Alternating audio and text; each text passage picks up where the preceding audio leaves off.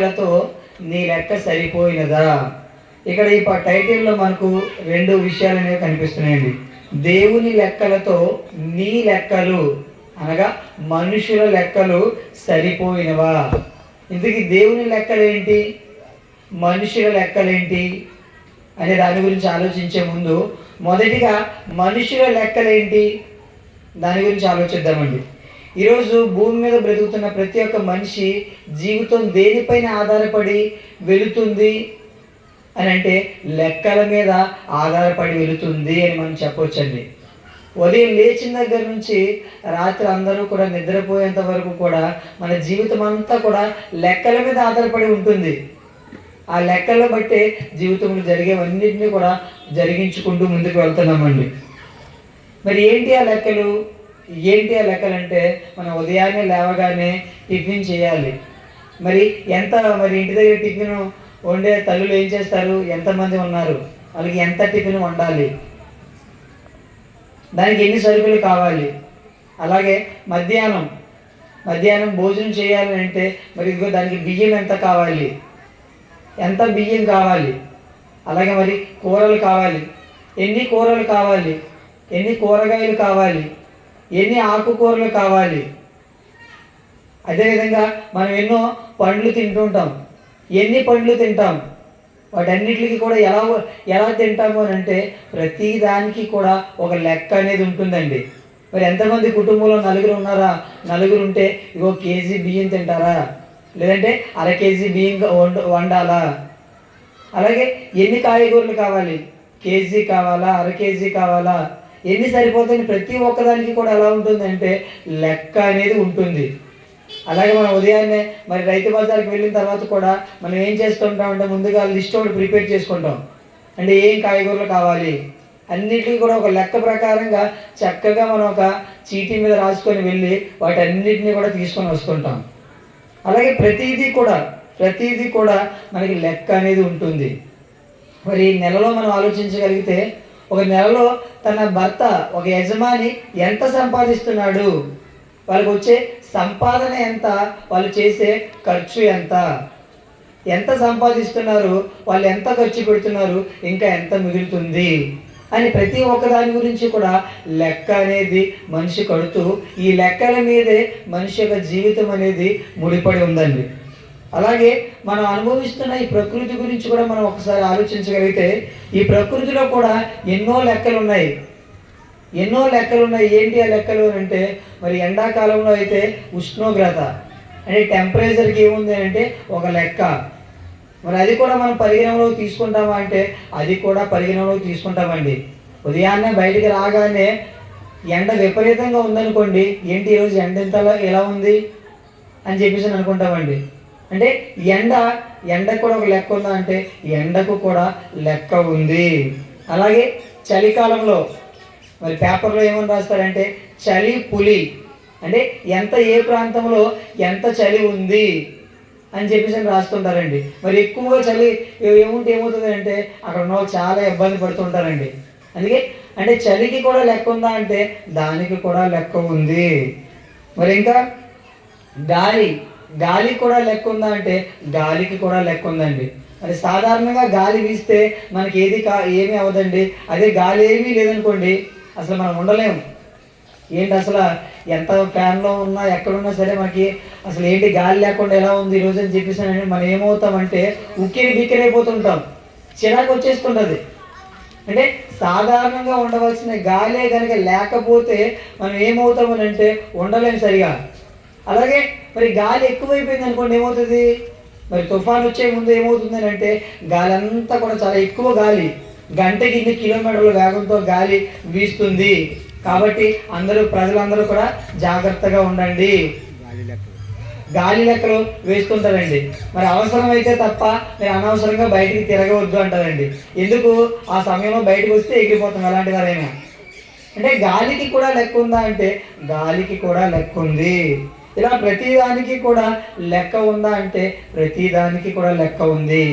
మరి ఈ విశ్వంలో కూడా మనం ఒకసారి కళ్ళు పైకి చూడగలిగితే ఆకాశంలో ఏమున్నాయండి? ఎన్నో నక్షత్రాలు ఉన్నాయి, ఇంకా ఎన్నో గ్రహాలు ఉన్నాయి. వీటన్నింటికి కూడా ఏముంది అంటే వీటన్నిటికి కూడా లెక్క ఉంది. మరి ఈరోజు మనం నివసిస్తున్న ఈ భూమి అనేది ఏంటంటే ఒక గ్రహము.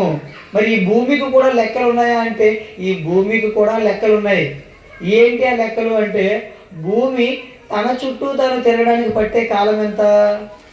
భూమి తన చుట్టూ తాను తిరగడానికి పట్టే కాలం ఎంత అంటే 24 గంటలు, అనగా ఒక రోజు. మరి భూమి సూర్యుని చుట్టూ తిరగడానికి ఎంత సమయం పడుతుంది అని అంటే 365 రోజులు. మరి దాన్ని లెక్కల్లో చెప్పాలంటే 1,07,278 కిలోమీటర్లు వేగంతో గంటకి తిరుగుతుందండి. భూమి 1,07,278 కిలోమీటర్ల వేగంతో గంటకి తిరుగుతుందండి భూమి సూర్యుని చుట్టూ. అంటే దీనికి కూడా ఏముంది అంటే లెక్క అనేది ఉంది. లెక్క అనేది ఉంది అంటే వీటన్నిటి ద్వారా మనకి ఏం అర్థమవుతుందంటే ప్రకృతిలో కానివ్వండి, మనిషి యొక్క జీవితంలో కానివ్వండి, దేని మీద ఆధారపడినట్లుగా మనిషి యొక్క జీవితం కనిపిస్తుందంటే లెక్కల మీద ఆధారపడినట్లుగా కనిపిస్తుంది. మరి ఈరోజు ఈ లెక్కల్లో ఎవరైనా గొప్పవారు ఉన్నారా మనుషుల్లో అంటే ఈ లెక్కల్లో కూడా మరి కొంతమంది గొప్పవారు ఉన్నారండి. మరి ఎవరు వాళ్ళు అంటే పురుషులకు సంబంధించి శ్రీనివాస రామానుజన్ అండి. శ్రీనివాస రామానుజన్ అని చెప్పేసిన ఒక వ్యక్తి లెక్కల్లో చాలా గొప్పవాడు. ఎలా గొప్పవాడు అని అంటే ఇగో ఏ లెక్క అయినా సరే వితిన్ సెకండ్స్లో, అంటే మనం చెప్పగానే వెంటనే మనం ఏది అడిగినా వెంటనే చెప్పేస్తాడు, ఆన్సర్ వెంటనే చెప్పేస్తాడు. అందుకనే అతను లెక్కల్లో గొప్పవాడిగా ఈరోజు సమాజంలో మనం చెప్పుకుంటామండి.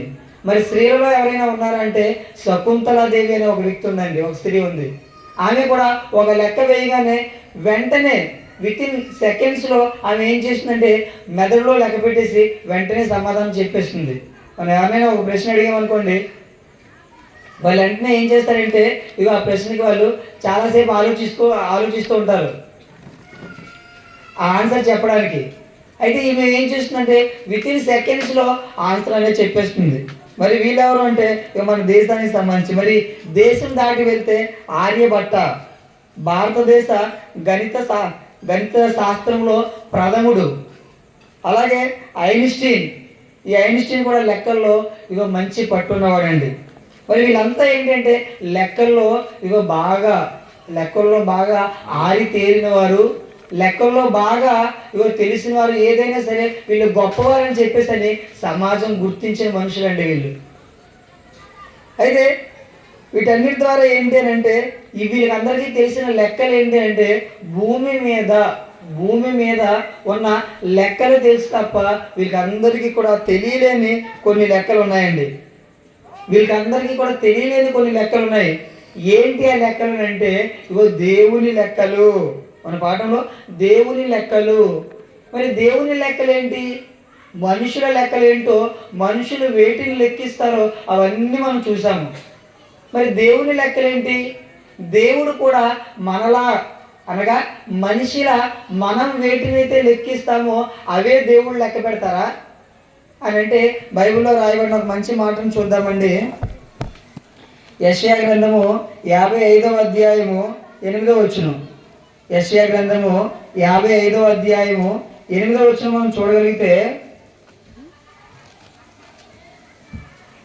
నా తలంపులు మీ తలంపుల వంటివి కావు, మీ త్రోవలు నా త్రోవల వంటివి కావు, ఇదే యెహోవా వాక్కు.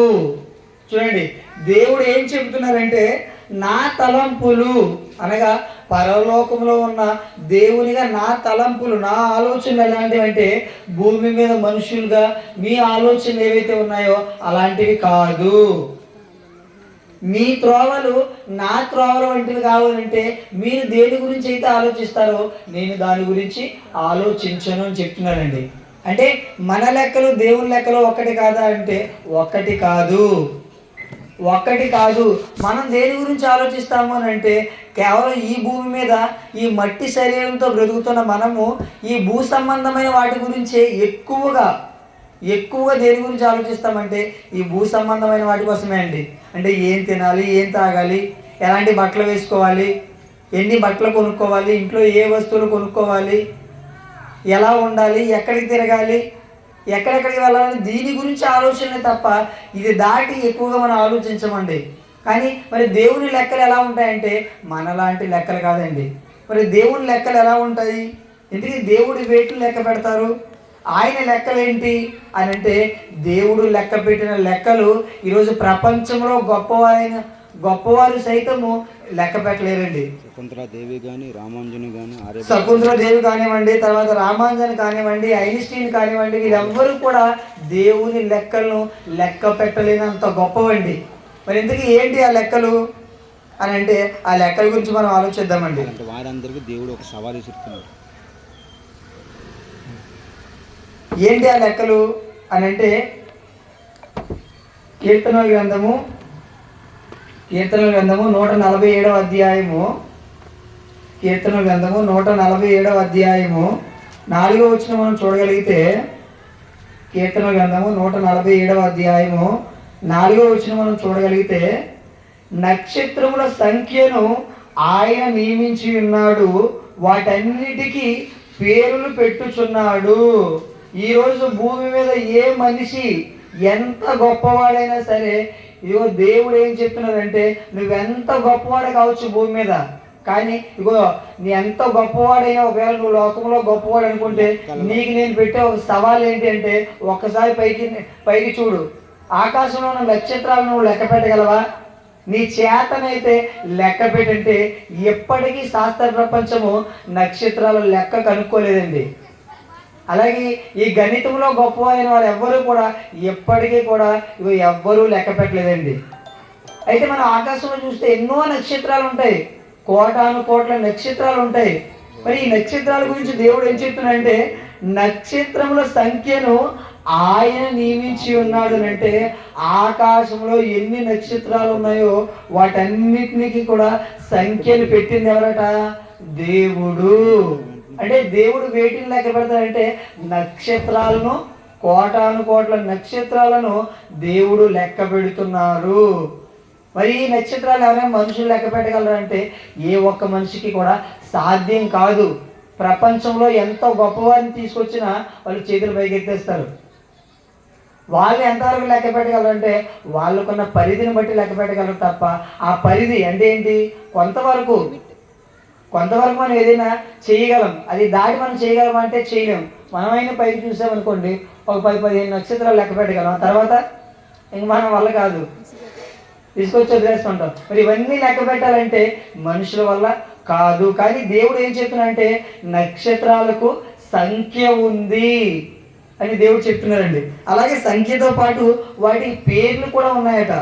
నక్షత్రాలకు సంఖ్యతో పాటు పేర్లు కూడా ఉన్నాయట. యెషయా గ్రంథము 40వ అధ్యాయము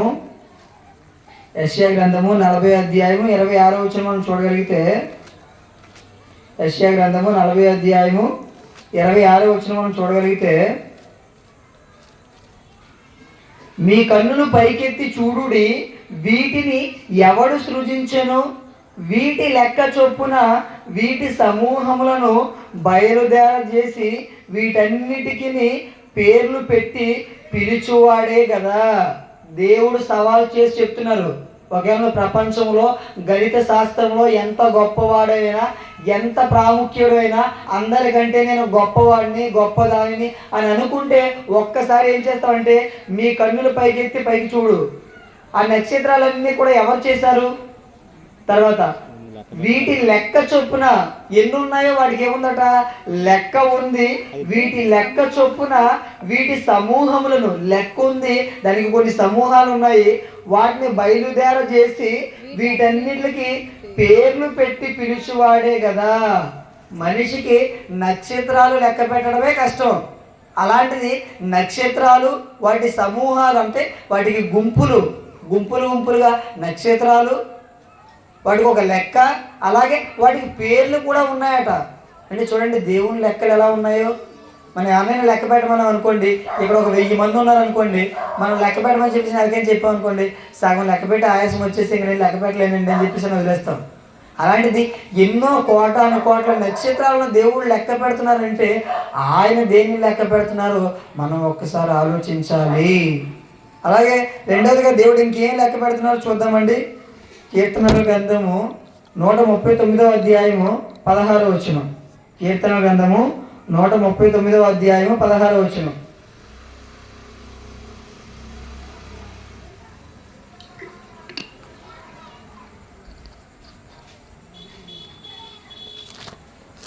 కీర్తన గ్రంథము 139వ అధ్యాయము 16వ వచనం చదవండి.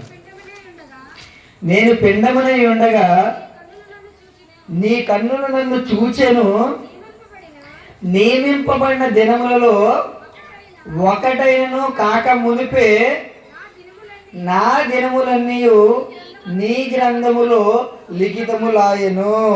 చూడండి, ఇంకా దేని కొరకు లెక్క ఉంది? దేవుడు వేటిని లెక్క పెడతాడు అంటే, నేను పిండమునై ఉండగా నీ కన్నులను నన్ను చూచెను. భక్తుడు చెప్తున్నాడండి దావీదు గారు, నేను తల్లి గర్భములో పిండముగా ఉన్నప్పుడే పరలోకంలో ఉన్న తండ్రి మీరు చూస్తున్నారు. నియమింపబడిన దినములలో ఒకటైనను కాక మునిపే నా దినములన్నీ నీ గ్రంథములో లిఖితములాయను. అంటే భూమి మీద మనిషి యొక్క ఆయుష్కాలం, బ్రతుకు కాలం ఎన్ని సంవత్సరాలు ఉందో ప్రతి దాన్ని దేవుడు ముందుగానే నియమించి లెక్క రాసేశారట.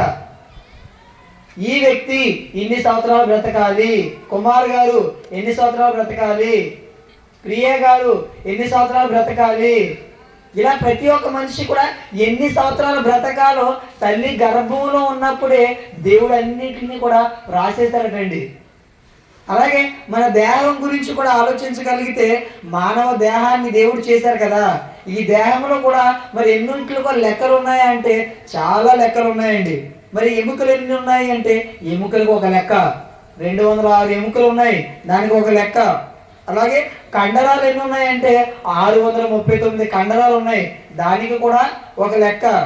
అలాగే మన నాడి మరి ఎలా నిమిషానికి ఎన్నిసార్లు కొట్టుకుంటుంది అంటే, ఇగో 72 సార్లు కొట్టుకుంటుంది ఒక నిమిషానికి. అలాగే గుండె 72 సార్లు నిమిషానికి కొట్టుకుంటుంది. అలాగే రక్తం ఎంత ఉండాలి అని అంటే ఇగో 4 నుంచి 5 లీటర్లు. ఇలా దేవుడు చేసిన ఈ దేహంలో ప్రతి దానికి కూడా ఎలా చేశారంటే ఒక లెక్క ప్రకారంగా ప్రతి దాన్ని కూడా చేయడం జరిగింది. భూమి మీద ప్రతి ఒక్క మనిషి బ్రతుకు కాలానికి దేవుడు బ్రతుకు కాలాన్ని కూడా లెక్కిస్తున్నారంటే బ్రతుకు కాలాన్ని కూడా లెక్కిస్తున్నారు. ఏ మనిషి ఎన్ని సంవత్సరాలు బ్రతకాలో, ఎన్ని సంవత్సరాలు బ్రతుకుతాడో మనకైతే తెలియదు, కానీ దేవుడు ప్రతిదానికి కూడా ఒక లెక్క పెట్టారు. ఆ లెక్క ప్రకారంగా ఏమవుతుందంటే జరుగుతూ ఉంది. మనం ఏదైనా ఒకటి చూసాం అనుకోండి, మరి మన ఆయుష్కాలం గురించి మనకు తెలియదు కానివ్వండి, మరి వాటర్ బాటిల్ చూసామనుకోండి, దీన్ని తయారు చేసే వాళ్ళు ఏం చేస్తుంటారంటే మ్యానుఫ్యాక్చరింగ్, ఎక్స్పైరింగ్, అంటే ఎప్పుడు తయారు చేశారు, ఎంతవరకు ఉపయోగించాలని చెప్పేసి అని 2 తేదీలు ఉంటాయండి. ఎప్పుడు ఈ వాటర్ బాటిల్ తయారు చేశారు, ఎంతవరకు వాడాలో అనేది తేదీ దీని మీద వేస్తారు. మరి అది అయిపోయిన తర్వాత మనం ఉపయోగించవచ్చా అంటే ఉపయోగించకూడదు. ఆ తర్వాత ఆ వాటర్ మనం తీసుకున్న దానివల్ల ప్రమాదం జరుగుతుంది మనకి. అంటే దీనికి ఏంటి అంటే ఇగో ఎంతకాలం అని చెప్పేసి అని తయారు చేసేటప్పుడే ఎంతకాలము అది ఉపయోగించాలో వాళ్ళు ఎక్స్పైరీ డేట్ రాసేసి పంపిస్తారండి. అలాగే దేవుడు కూడా ఏంటి అంటే భూమి మీద మనం పంపించేటప్పుడే ఏం చేశారంటే ఎన్ని సంవత్సరాలు బ్రతకాలో, ఎంత కాలం బ్రతకాలో వాటికి కూడా లెక్క అనేది పెట్టడం జరిగిందండి. అందుకని మరి కొంతమంది ఏం చేస్తుంటారంటే త్వరగా చనిపోతుంటారు, చిన్న వయసులో ఉన్నప్పుడే చనిపోతుంటారు. కొంతమంది కరెక్ట్గా ఎవరి దశలోకి వచ్చినప్పుడు చనిపోతారు, కొంతమంది వృద్ధులైనప్పుడు చనిపోతారు. మరి వృద్ధులైనప్పుడు చనిపోయినప్పుడు ఎవరు బాధపడరు, కానీ చిన్నపిల్లలుగా ఉన్నప్పుడు, యవనస్తుల్లో ఉన్నప్పుడు, యవనంలో ఉన్నప్పుడు చనిపోయినప్పుడు చాలామంది బాధపడతారు. కానీ భూమి మీద మనుషులకు తెలియలేని విషయం ఏంటి అంటే వాళ్ళు అంతేకాలం బ్రతకాలని దేవుడు రాశారు కాబట్టి, వాళ్ళ ఎక్స్పైరీ డేట్ అయిపోయింది కాబట్టి వాళ్ళు చనిపోయారు. ఈ విషయాన్ని కూడా మనం ఏం చేయాలంటే గుర్తుంచుకోవాలి. మరి మూడవదిగా ఇంకా దేవుడు వేటిని లెక్క పెడుతున్నారు అని అంటే, కీర్తన గ్రంథము 139వ అధ్యాయము 1వ వచనం నుంచి 4వ వచనం వరకు మనం చూడగలిగితే, కీర్తన గ్రంథము 139వ అధ్యాయం 1వ వచనం నుంచి 4వ వచనం వరకు. యెహోవా యెహోవా నీవు నన్ను నీవు పరిశోధించి తెలుసుకొని తెలుసుకొని ఉన్నావు. అంటే దేవుడు ప్రతి ఒక్క మనిషిని ఏం చేస్తున్నాడ? రీసెర్చ్ చేస్తున్నాడు, పరిశోధిస్తున్నాడు. నేను కూర్చుండుటయు. ఇంతకీ ఏంటి దేవుడు మన మీద రీసెర్చ్ చేస్తున్నాడు? రీసెర్చ్ అంటే పరిశోధన. ఇది ఎక్కువగా ఎవరు చేస్తుంటారంటే శాస్త్రవేత్తలు చేస్తుంటారు. మరి ఏదైనా కనిపెట్టేటప్పుడు వాళ్ళు ఏం చేస్తున్నారంటే సంవత్సరాల కొద్దీ ఇగో తిండి తెప్పలు మానేసి కుటుంబాన్ని పిల్లల్ని అందరినీ విడిచిపెట్టి ఏం చేస్తుంటారంటే వారు ఏదైతే కనుక్కుందాం అనుకున్నారో దాని మీద అలా పరిశోధన చేస్తూ ఉండిపోతారండి.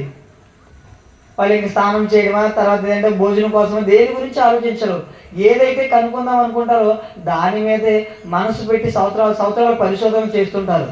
అయితే ఇక్కడ దేవుడు పరిశోధన చేస్తున్నారట. ఇందుకే దేవుడు ఏం పరిశోధన చేస్తున్నారు? ఎవరిని పరిశోధన చేస్తున్నారు అంటే యెహోవా నీవు నన్ను పరిశోధించి తెలుసుకొని ఉన్నావు. ఇందుకే దేవుడు ఎవరిని టెస్ట్ చేస్తున్నారు అంటే మన మీదే అట. ఏంటది? నేను కూర్చుండుటయు నేను లేచుటయు నీకు తెలియను. అంటే మనం ఎప్పుడు కూర్చున్నామో ఎప్పుడు లేస్తున్నామో మనుషులుగా అందరూ చూడలేరు, కానీ ఎవరు చూస్తున్నారట? దేవుడు చూస్తున్నారట.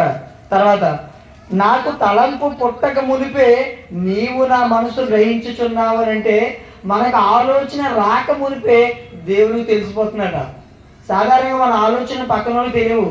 చాలామంది అంటారు ఏంటంటే వాడు నాకు అసలు అర్థం కావట్లేదు, వాడు ఆ గురించి ఏమనుకుంటున్నాడో అసలు అర్థం కావట్లేదు అని చెప్తుంటాం. కానీ మనకు ఆలోచన నాకు తలంపు పుట్టక మునిపే నీవు నా మనసు గ్రహించుచున్నావంటే మనకు ఆలోచన రాకముందే మన మనసు ఏంటో దేవుడు స్కాన్ చేస్తారట. ఇంకా నా నడకను నా పడకను నీవు పరిశీలన చేసి ఉన్నావంటే మనం ఎక్కడికి నడుస్తున్నాం, ఏ పనుల కోసం వెళ్తున్నాము, ఎక్కడ పడుకున్నాము, ఎలా పడుకున్నాము, ఏం చేస్తున్నామని దేవుడు ఏం చేస్తున్నాడట? పరిశీలన చేస్తున్నాడట. నా చర్యలన్నిటినీ నీవు బాగుగా తెలుసుకొని ఉన్నావంటే మనం ఏ పనులు చేస్తున్నామో ప్రతి దాన్ని కూడా చూస్తున్నారట. ప్రతి దాన్ని ఏ పనులు చేస్తున్నారు అది ప్రతి దాన్ని కూడా చూస్తున్నారట. తర్వాత యెహోవా మాట నా నాలుకకు రాక మునిపే అది నీకు పూర్తిగా తెలిసి ఉన్నది. అంటే చూడండి, దేవుడు ఎన్నిటిని లెక్క పెడుతున్నారంటే ఇదిగో మనం ఆలోచించే ఆలోచనకి లెక్క. అంటే ఏ ఆలోచన ఆలోచిస్తున్నాము దానికి ఒక లెక్క, ఏం చూస్తున్నాము దానికి ఒక లెక్క, ఏ పనులు చేస్తున్నాము ఆ పనులకు ఒక లెక్క, ఎక్కడ పడుకున్నాము దానికి ఒక లెక్క, ఎక్కడికి వెళ్తున్నాము దానికి ఒక లెక్క. వీటన్నిటిని భూమి మీద మనుషులుగా మనల్ని ఎవ్వరు కూడా లెక్క పెట్టలేరండి. ఏమంటే ఒక మనిషి గురించి మరి అన్నీ లెక్క పెట్టాలంటే ఇంకొక మనిషి పని పాట మొత్తం అన్నీ మానేసి ఆ వెనకాల తిరగాలి, ఆ వ్యక్తి వెనకాల తిరగాలి, ఏం చేస్తున్నాడు ఏంటో. అలా తిరిగినప్పటికీ ఈ వ్యక్తి మనసులో ఏమన్నా తెలుస్తుందా? తెలియదు. ఏం చేయాలనుకున్నా తెలుస్తుందా? తెలియదు. కానీ దేవుడు ఎక్కడికి రావాల్సిన అవసరం లేదు. మనం ఏం చేస్తున్నామో ప్రతి దాని గురించి కూడా దేవుడు ఏం చేస్తున్నాడట? ప్రతి దాన్ని కూడా పరిశీలిస్తున్నారట. అలాగే ఇంకా దేనికి లెక్క ఉందో చూడండి. 4వదిగా మత్తయి సువార్త 12వ అధ్యాయము, మత్తయి సువార్త 12వ అధ్యాయము 36వ వచనం. మత్తయి సువార్త 12వ అధ్యాయము 36వ వచనం మనం చూడగలిగితే, నేను మీతో చెప్పినదేమనగా మనుషుల పలుకు వ్యర్థమైన ప్రతి మాటను గూర్చి విమర్శ దినమున లెక్క చెప్పవలసి ఉండెను. నేను మీతో ఏం చెప్తున్నానంటే మీరు ఏదైతే వ్యర్థమైన మాటలు మాట్లాడుతున్నారో ప్రతి మాటకి కూడా లెక్క ఉంది. విమర్శ దినాన మీరు లెక్క చెప్పాలి. అంటే భూమి మీద మనిషి పలికే ప్రతి ఒక్క వ్యర్థమైన మాటకి లెక్క ఉందా అంటే భూమి మీద ప్రతి మనిషి మాట్లాడే వ్యర్థమైన ప్రతి మాటకి కూడా లెక్క ఉంది. ఇది అర్థం కావడానికి ఒక ఉదాహరణ చెప్తానండి. ఎవరైనా మనల్ని ఏదైనా ఒక మాట అంటాం అనుకోండి, ఏమంటావు? ఒక మాట అంటాం మనం, నువ్వేమేమి అన్నావు అన్నీ కూడా నేను జ్ఞాపకం ఉంచుకుంటున్నాను, నేను ఏది కూడా మర్చిపోవట్లేదు, నువ్వు ఎన్ని మాటలు అన్నావో నాకు అన్నీ కూడా గుర్తున్నాయని చెప్పేసి చెప్తుంటామండి. అలాగే ఇక్కడ దేవుడు ఏమన్నారంటే ఇదిగో మనుషులుగా మీరు ఎన్ని వ్యర్థమైన మాటలు అయితే మాట్లాడుతున్నారో ప్రతి దానికి కూడా లెక్క ఉంది. అంటే మీరు మాట్లాడేసి మీరు మర్చిపోతారు, కానీ నేను ఇక్కడ లెక్క పెడుతున్నాను అని దేవుడు చెప్తున్నారండి. అలాగే మరి వ్యర్థమైన మాటలకైనా లెక్క ఉంది అంటే వ్యర్థమైన మాటలకే కాదండి, మరి మంచి మాట్లాడితే మంచి మాటలకు కూడా లెక్క ఉందండి. మలాకి గ్రంథము 3వ అధ్యాయము 16వ వచనం మనం చూడగలిగితే, మలాకి గ్రంథము 3వ అధ్యాయం 16వ వచనం మనం చూడగలిగితే, అప్పుడు యెహోవా యందు భయభక్తులు గలవారు ఒకరితో ఒకరు మాట్లాడుకొని చుండగా యెహోవా చెవియొగ్గి ఆలకించెను, మరియు యెహోవా యందు భయభక్తులు కలిగి ఆయన నామమును స్మరించుచు ఉండు వారికి జ్ఞాపకార్థముగా ఒక గ్రంథము ఆయన సముఖమునందు రాయబడెను. దేవుడంటే భయభక్తులు కలిగి ముసలమ్మ ముచ్చట్లు పనికిరాలని మాటలు మాట్లాడకుండా ఒకవేళ దేవుని గురించి ఎవరైనా మాట్లాడుకుంటే అవి కూడా దేవుడు నోట్ చేస్తారట. ఏమని? ఇగో నా కుమార్తె చూడు ఖాళీగా ఉండి సీరియల్ కోసం సినిమా కోసం మాట్లాడుకోకుండా నా గురించి మాట్లాడుతుంది. ఎవరో వచ్చారు, వాళ్ళతో దేవుని మాటలు నా గురించి మాట్లాడుతుంది, నా గురించి వాళ్ళతో డిస్కస్ చేస్తున్నారు, నా మాటలు చెప్తున్నారని చెప్పేసి అని దేవుడు ఆ మాటలు కూడా ఏం చేస్తారట? రాసుకుంటారట. అంటే మనం మనుషులుగా మనం మాట్లాడే వ్యర్థమైన మాటలని దేవుడు లెక్క పెడుతున్నారు. అలాగే మంచి మాటలు, దేవునికి సంబంధించిన మాటలు మనం మాట్లాడితే వాటిని కూడా దేవుడు లెక్క పెడుతున్నారు. అలాగే దేవుడు ఇంకా ఏం లెక్క పెడతారో చూడగలిగితే, యోబు గ్రంథము 31వ అధ్యాయము, యోబు గ్రంథము 31వ అధ్యాయము 4వ వచనం మనం చూడగలిగితే, యోబు గ్రంథము 31వ అధ్యాయం 4వ వచనం, ఆయన నా ప్రవర్తన నెరుగును కదా, నా అడుగు జాడలన్నిటినీ లెక్కించును కదా. భక్తుడైన యోబు గారు చెప్తున్న మాట ఏంటి అని అంటే, యోబు గారు ఏం చెప్తున్నారు అని అంటే, ఆయన నా ప్రవర్తన నెరుగును కదా అంటే పరలోకంలో ఉన్న దేవునికి నా ప్రవర్తన ఏంటో తెలుసు కదా. నా అడుగు జాడలన్నిటినీ లెక్కించును కదా అంటే మన అడుగు జాడలు ఉదయం లేచిన దగ్గర నుంచి రాత్రి నిద్రపోయేంత వరకు ఎక్కడెక్కడికి వెళ్తున్నామో ఏం చేస్తున్నామో మన ప్రతి అడుగుని కూడా ఏం చేస్తారట? దేవుడు లెక్క పెడుతున్నారు. అంటే ఉదయం లేచిన దగ్గర నుంచి ఒక మనిషి 2000 అడుగులు వేశాడు. ఈ 2000 అడుగులు దేనికోసం వేశాడు? తన పనుల కోసం వెళ్ళాడా? మంచి పనుల కోసం వెళ్ళాడా? చెడ్డ పనుల కోసం వెళ్ళాడా? నా కోసం వెళ్ళాడా అని చెప్పేసి అని దేవుడు ప్రతి దాన్ని కూడా ఏం చేస్తారంటే లెక్క పెడతారు. ప్రతి దానికి కూడా లెక్క పెడతారు. మరి ఇంకా దేవుడు ఏమి లెక్క పెడతారో మనం చూడగలిగితే, మత్తయి సువార్త 10వ అధ్యాయము, మత్తయి సువార్త 10వ అధ్యాయము 30వ వచనం మనం చూడగలిగితే, మత్తయి సువార్త 10వ అధ్యాయం 30వ వచనం మనం చూడగలిగితే, మీ తల వెంట్రుకలన్నీ లెక్కింపబడి ఉన్నవి కనుక మీరు భయపడకుడి. మనం స్నానం చేసేటప్పుడు ఎన్నో తల వెంట్రుకలు ఊడిపోతే మనం భయపడిపోతాం. ఏంటి? జుట్టు మొత్తం ఊడిపోతుంది, రాలిపోతుంది, ఎక్కడ బట్ట తల వచ్చేస్తుందని చెప్పేసి అని మరి పురుషులైన వారైతే చాలా ఏంటి ఏం చేస్తున్నారంటే ఎంతో ఆందోళన ఉంటుంది, ఎక్కడ జుట్టు మొత్తం ఊడిపోద్ది అని చెప్పేసి అని. కానీ ఎన్ని వెంట్రుకలు ఊడిపోతున్నాయో మనకు తెలియదు, కానీ మన తల వెంట్రుకలు ఎన్నైతే ఉన్నాయో వాటన్నిటికీ కూడా లెక్క ఉంది. ఎన్ని తల వెంట్రుకలు ఉన్నాయో వాటన్నిటికీ కూడా లెక్క ఉంది. అయితే వీటన్నిటి ద్వారా మనకి ఏమర్థమవుతుంది? దేవుడు వేటిని లెక్క పెడుతున్నారు అని అంటే, ఇగో ఆకాశ నక్షత్రాలకు లెక్క ఉంది. అలాగే ఇగో మన దినాలు, భూమి మీద మనిషి యొక్క ఆయుష్కాలానికి లెక్క ఉంది. అలాగే మన ఆలోచనలకు లెక్క ఉంది, మన పనులకు లెక్క ఉంది, మన వ్యర్థమైన మాటలకు లెక్క ఉంది, మనం మాట్లాడే మంచి మాటలకు లెక్క ఉంది, మన అడుగు జాడలకు లెక్క ఉంది, మన తల వెంట్రుకలు కూడా లెక్క ఉంది. మరి ఈ లెక్క అంతా ఉందని చెప్తున్న బాబు, ఇంతకీ ఏంటి? ఈ లెక్క అంతా ఉంది, ఓకే బాగానే ఉంది. మరి వీటితో ఏం చేయాలి? ఇవన్నీ దేవుని లెక్కలైతే ఈ లెక్కలతో ఏం చేయాలి? ఈ లెక్కలతో మనకి పని ఏంటి అని అనుకుంటున్నారా?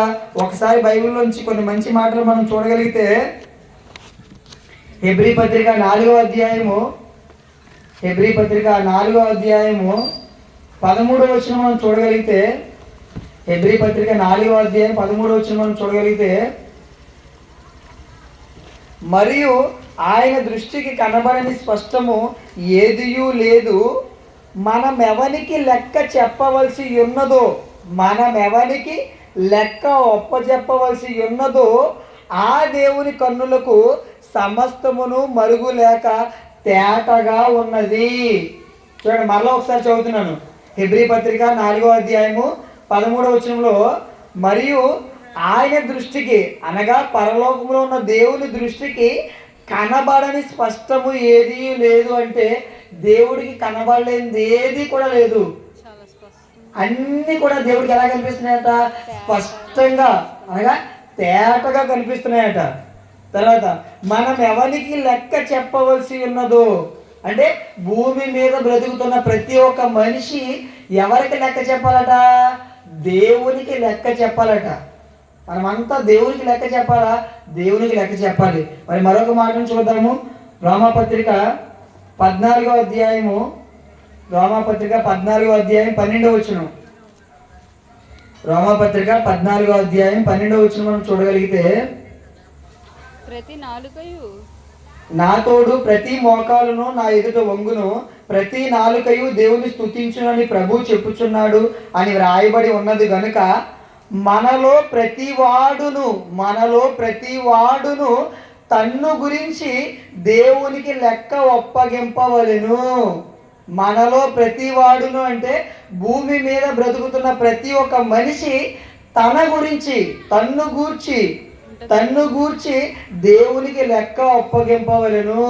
అంటే భూమి మీద బ్రతుకుతున్న మనమంతా కూడా దేవునికి లెక్క అప్పగించాలట. ఇంతకీ దేవునికి ఏ లెక్క అప్పగించాలి?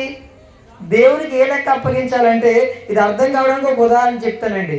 మరి తల్లులైన వారు పిల్లలకి ఏం చేస్తుంటారంటే, మరి షాపుకి వెళ్ళమని చెప్పేసి అని ఒక 100 రూపాయలు ఇచ్చి పంపిస్తారు.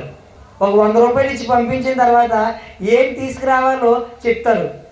ఏం తీసుకురావాలో చెప్పిన తర్వాత మరి వాళ్ళు తీసుకొచ్చిన తర్వాత సైలెంట్గా ఉంటారా? ఉండరు. వీళ్ళు ఎంత ఇచ్చారు? 100 రూపాయలు ఇచ్చారు. 100 రూపాయలతో ఏం తీసుకురమ్మన్నారు? అది ఎంత అయింది, మిగిలిన డబ్బులు ఎంత ఉన్నాయి, ఖర్చు ఎంత అయింది, మిగిలిన అమౌంట్ ఎంత ఉందని ప్రతి ఒక్కదానికి ఏమడుగుతారు? లెక్క అడుగుతారు.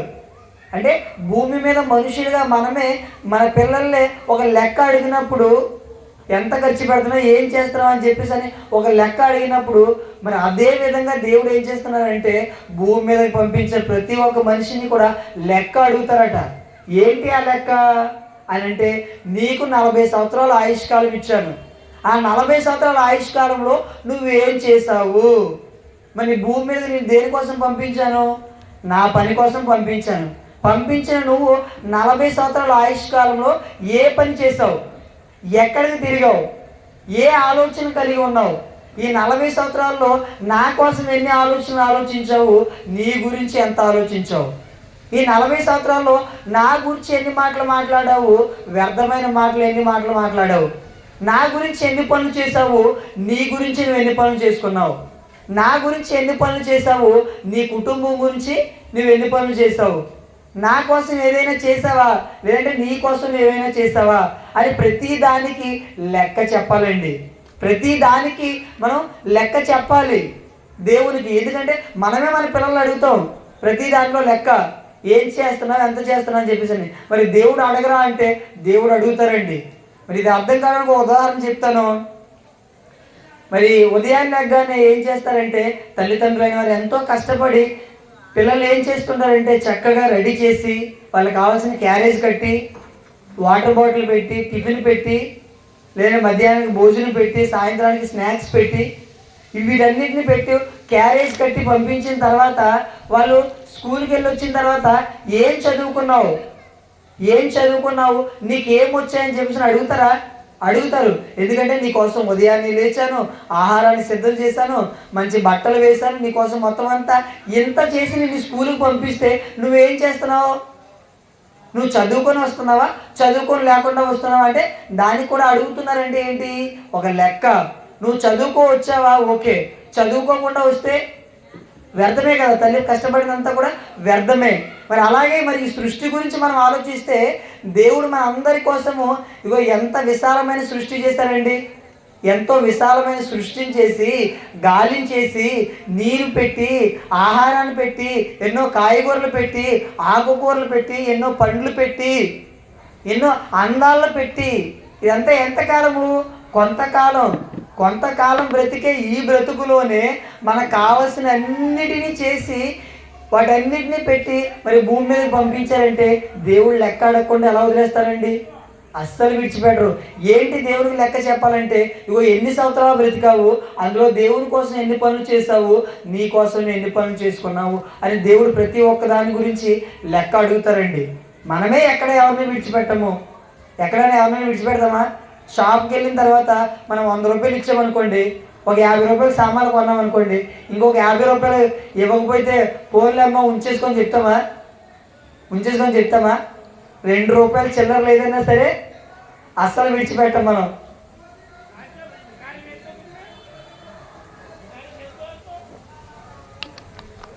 భూమి మీద ఒక షాప్కి వెళ్ళిన తర్వాత ఒక 2 రూపాయలు, ఒక 10 రూపాయలు చిల్లర లేదంటేనే మనం విడిచిపెట్టము. నాకు ఎంత ఇవ్వాలి ఇవ్వు అని చెప్పేసి అని లెక్క అడిగే మనము మరి ఈ భూమి మీదకి వచ్చిన తర్వాత మనం ఎలా బ్రతుకుతున్నాము, ఏ పనులు చేస్తున్నాం, ఇవన్నీ దేవుడు విడిచిపెడతారా అంటే దేవుడు విడిచిపెట్టరండి. మనమే మన పిల్లలు విడిచిపెట్టము. ఒక స్కూల్కి పంపిస్తే చదువుకు వస్తున్నారా లేదా, ఒక పనికి వెళ్తే ఇదిగో వాళ్ళు ఆ పని చేసి వస్తున్నారా లేదా, ఏదైనా డబ్బులు ఇస్తే ఇదిగో కరెక్ట్గా వాళ్ళు ఏంటి కరెక్ట్గా ఉపయోగిస్తున్నారా లేదని ప్రతి దానికి లెక్కలు కట్టి మనం చెప్పినట్లుగా చేయకపోతే నిలదీస్తుంటే దేవుడు అడగరా?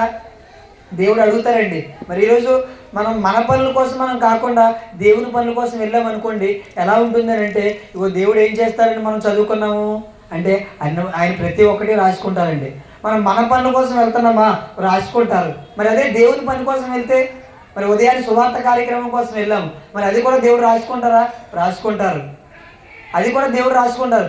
మన పనుల కోసం మనం ఎంత సమయాన్ని ఉపయోగిస్తున్నాము, ఎన్ని రోజులు ఉపయోగిస్తున్నాము, దేవుని కోసం ఎంత ఉపయోగిస్తున్నామని ప్రతి ఒక్కటి కూడా దేవుడు ఏం చేస్తారంటే, ప్రతి ఒక్కదానికి దేవుడు కూడా ఏం చేస్తారంటే లెక్క పెడతారు. మరి ఈ లెక్కలన్నీ కూడా దేవుడు అడగకుండా ఉండాలంటే ఒక మార్గం ఉందండి. భూమి మీద దేవుడు మనల్ని ఏ లెక్క కూడా అడగకుండా ఉండాలంటే ఒక ఉపాయం ఉంది. ఏంటి అదనంటే, భూమి మీద దేవుడు ఇచ్చిన ఈ ప్రకృతిని అంతా కూడా అనుభవిస్తూ ఉపయోగించుకుంటూ దేవుని కోసం మనం పనిచేసామనుకోండి, దేవుడు మనం చనిపోయిన తర్వాత ఏ లెక్క అడగరు. దేవుడు ఏ లెక్క కూడా అడగరు. మనం భూమి మీద ఉన్నప్పుడు గాలి పీల్చుకొని, నీరు తాగి, ఆహారాన్ని తీసుకొని, మనకు కావాల్సిన అన్నీ అనుభవించి దేవుని కోసం మనం పనిచేసామనుకోండి, చనిపోయిన తర్వాత దేవుడు ఏ లెక్క అడగరు. మనం ఎక్కడికి వెళ్ళిపోతామంటే దేవుడున్న చోటికి వెళ్ళిపోతాం. అదే మనము భూమి మీద దేవుడిచ్చిన అన్నీ కూడా అనుభవిస్తూ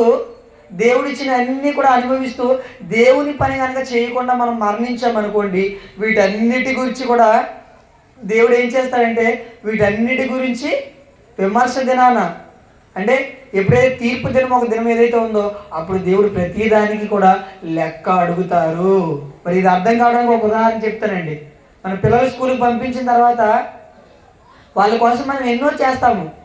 కాలేజీకి పిల్లలు పంపించిన తర్వాత వాళ్ళకి కావాల్సిన అన్నింటినీ కూడా వాటికి కావాల్సిన అన్నింటినీ పెట్టిన తర్వాత వాళ్ళు చదువుకొని వచ్చారనుకోండి, మనం ఏమైనా అడుగుతామా? చక్కగా కాలేజీ కోసం పంపించాము, వాళ్ళు చక్కగా చదువుకు వచ్చారనుకోండి, ఏమైనా అడుగుతామా?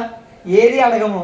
కాలేజీ కానీ పంపించిన ఆ పిల్లలు కాలేజీకి వెళ్లకుండా సబ్జెక్టులన్నీ కూడా ఫెయిల్ అయిపోయి మార్కులన్నీ 0 వచ్చాయనుకోండి, అప్పుడు తల్లిదండ్రులు ఏం చేస్తారు? ఇంటి దగ్గర కూర్చోబెట్టి ఒక చైర్ వేసి సన్మానం చేస్తారా? నాన్న ఒకసారి లోపలికి రా నాన్న అని చెప్పేసి అని ఏం చేస్తారంటే మొత్తం తలిపేసి శుభ్రంగా చెదగొట్టేస్తారు. ఎందుకు? నీ కోసం ఉదయాన్నే లేచి నేను క్యారేజ్ కట్టి నీకు బట్టలు సిద్ధం చేసి నీ కోసం అన్నిటినీ నేను సిద్ధం చేస్తున్నాను. మీ నాన్నగారు అయితే నీ కోసం ప్రతిదీ నీకు ఏది లోటు లేకుండా ఉండడానికి ఉదయం నుంచి రాత్రి వరకు కష్టపడి ఆయన బయటికి వెళ్తే, ఇంటి దగ్గర ఏనుకో నేను కష్టపడితే నువ్వు కాలేజీకి వెళ్ళి శుభ్రంగా తిరిగేసి వస్తావా అని శుభ్రంగా చెదగొట్టేస్తారండి. అంటే ఎందుకు? వీరి కష్టం వ్యర్థమైపోతుంది. నీ కోసం మేము ఎంత కష్టపడి ఎంత ప్రయాసపడితే నువ్వేం చేస్తున్నావు? గాలికి తిరిగేసి వస్తున్నావు అని చెదగొట్టేస్తారంటే సహించరు. అలాగే దేవుడు కూడా ఏంటి అంటే, ఈ లోకానికి పంపించిన తర్వాత మనం ఈ లోకానికి వచ్చిన తర్వాత మనం దేవుని కోసం బ్రతికామనుకోండి, ఏది లెక్క అడగరు. నువ్వు ఎంత నీరు తాగినా, ఎంత ఆహారం తీసుకున్నా, దేని గురించి కూడా లెక్క అడగరు.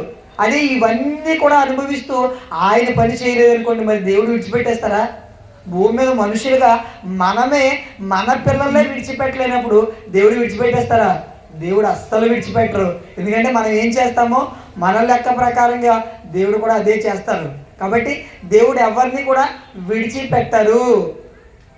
మరి విడిచిపెట్టడం అన్నది బైబిల్లో ఒక మంచి సందర్భం ఉంది. ఆ సందర్భం చూసుకొని మనం ముగించుకుందామండి. దానియేలు గ్రంథము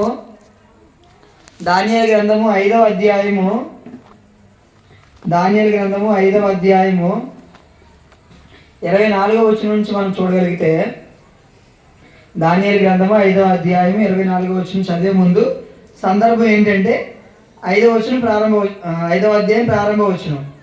రాజు బెల్షస్సరు తన అధిపతులతో 1000 మందికి గొప్ప విందు చేయించి ఆ 1000 మందితో కలుసుకొని ద్రాక్షారసం తాగుచుండెను.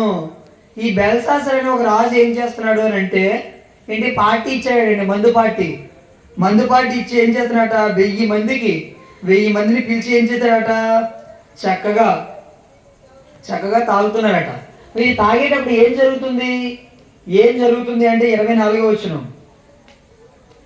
కావున ఆయన ఎదుటి నుండి ఈ అరచేయి వచ్చి ఈ వ్రాతను రాసెను. ఇలా తాగేటప్పుడు ఒక చెయ్యి ఒకటే వచ్చి ఏదో రాసింది అటండి. ఎందుకు ఏంటి అవి రాసింది అని అంటే, ఈ అరచేయి వచ్చి ఈ వ్రాతను రాసెను. రాసిన శాసనం మీద ఎందుకు ఏం రాయబడింది అని అంటే, మేనే టేకెల్ ఉఫార్సియన్ అని రాయబడిందట. మేనే టేకెల్ ఉఫార్సియన్ అనే మాట రాయబడిందట. ఇందుకు ఏంటి ఆ మాటకు అర్థము అని అంటే, ఈ వాక్య భావం ఏమనగా, మీనే అనగా దేవుడు నీ ప్రభుత్వ విషయములలో లెక్క చూసి దాన్ని ముగించెను. దేవుడు ఏం చేశాడట, నీ ప్రభుత్వ విషయంలో లెక్క చూసి దాన్ని ముగించెను. టేకేల్ అనగా ఆయన నిన్ను త్రాసులో తోచగా నీవు తక్కువగా కనబడితివి. పెరేస్ అనగా నీ రాజ్యం నీ యొద్ద నుంచి విభాగింపబడి మాదీలకు పారసీకులకు ఇయ్యబడెను అని రాయబడిందండి. అంటే మరి ఈ బెల్షస్సరు అనే రాజు శుభ్రంగా మందు తాగుతూ ఉంటే ఒక చెయ్యి వచ్చేదో రాసిందట. ఇందుకే ఆ మాట భావం ఏంటి అని అంటే, దేవుడు అతని ప్రభుత్వంలో లెక్క చూశారట. అంటే ఆ వ్యక్తి జీవితాన్ని లెక్క చూశారట. లెక్క చూసిన తర్వాత ఏంటి అని అంటే, లెక్క చూస్తే ఎలా ఉన్నాడట, తాసులో చూస్తే ఎలా ఉన్నాడట, తక్కువగా ఉన్నాడట. అంటే తాసులో చూస్తే తక్కువగా ఉండడం అంటే ఏంటి అని అంటే, ఆ వ్యక్తికి దేవుడిచ్చిన ఆయుష్ కాలంలో ఆ వ్యక్తి చేయవలసిన పనులు చేశాడా అంటే, చేయవలసిన పనులు చేయకుండా ఎలా ఉన్నాడంటే ఇగో సమానంగా లేకుండా తక్కువగా ఉన్నాడట. అందుకని దేవుడు ఏం చేశాడట, లెక్క ముగించాడట. ఆ తర్వాత సందర్భం మనం చదువుకెళ్తే చనిపోతాడండి. అంటే దేవుడు ప్రతి ఒక్క మనిషి విషయంలో లెక్క చూస్తారా అంటే, ప్రతి ఒక్క మనిషిలో లెక్క చూస్తారు. మన బ్రతుకుని చూసిన తర్వాత మనం భూమి మీద ఉన్న వాటన్నిటిని కూడా అనుభవిస్తూ ఆయన చెప్పిన పని మనం చేసామా, ఓకే సరిపోయింది, ఓకే వెరీ గుడ్ అని చెప్పేసి అంటారు. ఆయన ఇచ్చిన ఆయుష్కాలంలో ఆయన పని చేయకుండా మన పనులే మనం చేసుకున్నాం అనుకోండి, ఏమవుతుంది అంటే, ఇగో మన వైపు ఏమో ఇలా సమానంగా ఉందనుకోండి. ఇప్పుడు దేవుడిచ్చిన పనులు మనం చేయవలసిన పనులు మనం చేసే సమానంగా ఉందనుకోండి, ఓకే. తూకంలో ఇగో సమానంగా ఉందనుకోండి, ఎలా ఉంటుంది, తూకంలో ఒకవైపు బరువు పెడతారు, ఇంకోవైపు ఏదైతే అమ్ముతారో కూరగాయలు అనుకోండి, ఆ కూరగాయలు పెడతారు. ఇప్పుడు దానికి సమానంగా ఉంటే సరిపోయింది. మరి ఆ తూకంలో సరిగా లేదనుకోండి, ఎలా ఉంటుంది అంటే ఆ లెక్క సరిపోలేదని చెప్పేసి అంటాం. మరి ఆ లెక్క సరిపోకపోతే మనం కూరగాయలకు వెళ్ళినప్పుడు లెక్క సరిగా లేదనుకోండి, ఎలా ఉండాలి, మనకి సమానంగా ఉండాలి. కేజీ అంటే కరెక్ట్గా కేజీ ఉండాలి. కేజీ కంటే తక్కువ ఉందనుకోండి, ఒప్పుకుంటామా, అస్సలు ఒప్పుకోము. అలాగే దేవుడు కూడా మన అందరి బ్రతుకులను చూసినప్పుడు ఆయన ఏదైతే కోరుకుంటున్నారో, ఆయన ఏదైతే ఎలాగైతే ఉండాలని మరి దేవుడు నిర్ణయించి భూమి మీదకి పంపించారో, అలా మన యొక్క బ్రతుకులు అనేవి లేకపోతే మనం సమానంగా లేకపోతే దేవుడు ఏం చేస్తారంటే, ఇదిగో మన లెక్క క్లోజ్ చేసేస్తారు. మన లెక్క మరి ముగించేస్తే ఏమవుతుందనంటే, మనం అంతా కూడా నరకానికి వెళ్ళిపోవాలి. దేవుడిచ్చిన ఆయుష్ కాలంలో దేవుని గురించి ఆలోచించాలి, దేవుని గురించి పనులు చేయాలి, దేవుని గురించి ఎంతో ప్రయాసపడాలి, ఎంతో కష్టపడాలి. ఇవన్నీ మనం చేసి ఇగో ఈ భూమి మీద ఉన్న వాటన్నిటిని అనుభవిస్తే ఇగో దేవుడు మనల్ని ఏ లెక్క కూడా అడగరు. అలా కాకుండా ఈ భూమి మీదకి వచ్చిన తర్వాత మనము మన గురించే మనం ఆలోచించుకొని మనం అంతా మన గురించే మనం బ్రతికామనుకోండి, స్వార్థప్రియులుగా మారిపోయి మన ఇష్టానుసారంగా మనం బ్రతికామనుకోండి, మనం ఎలా ఉంటామంటే ఇదిగో మనం దేవుని దృష్టిలో దోషులుగా మారిపోతాము. కాబట్టి దేవుని దృష్టిలో మనం దోషులుగా మారిపోకుండా ఏం చేయాలంటే, నిర్దోషులుగా ఉండాలంటే భూమి మీదకి మనందరినీ దేవుడు ఒక పని నిమిత్తం పంపించారు. ఏ పని నిమిత్తం అయితే దేవుడు పంపించారో ఆ పని మనం చేస్తూ మనం భూమి మీద బ్రతకాలి. అలానే మన పనులు చేసుకోవద్దని, మనకి నచ్చింది చెయ్యొద్దని కాదు, మన పనులు మనం చేసుకుంటూనే మనం ఏం చేయాలంటే ఆయన పనిని కూడా చేయాలి. ముఖ్యంగా ఏం చేయాలంటే ఆయన పనులు చేయాలి. ఆయన పనులు చేసి ఆయన ఇచ్చిన ఆయుష్కాలంలో ఆయన కొరకు బ్రతికితేనే, మన బ్రతుకును ముగించుకుంటేనే దేవుడు మనల్ని ఏ లెక్క అడగకుండా చక్కగా పరలోకానికి తీసుకొని వెళ్తారు. లేదు అంటే ఏం జరుగుతుంది? లేదు అంటే భూమి మీద మనుషులుగానే లెక్క తేడా వస్తే మనమే ఒప్పుకోము. అలాంటిది మన కన్న తండ్రి అని దేవుడు ఒప్పుకుంటారంటే దేవుడు ఒప్పుకోరు. కాబట్టి దేవుని లెక్కలతో నీ లెక్క సరిపోయిందంటే దేవుని లెక్కలతో మన లెక్క సరిపోవాలి. లేదు అంటే మనమంతా కూడా నరకానికి వెళ్ళిపోతాము. కాబట్టి మనమంతా కూడా ఏం చేయాలంటే దేవుడు వేటిని లెక్క పెడుతున్నారో వాటన్నిటిని జ్ఞాపకం ఉంచుకొని ముఖ్యంగా దేవుని పనిలో మనం ఉండాలి. ఓకే అండి, కళ్ళు మూసుకొని ప్రార్థన చేసుకుందాం.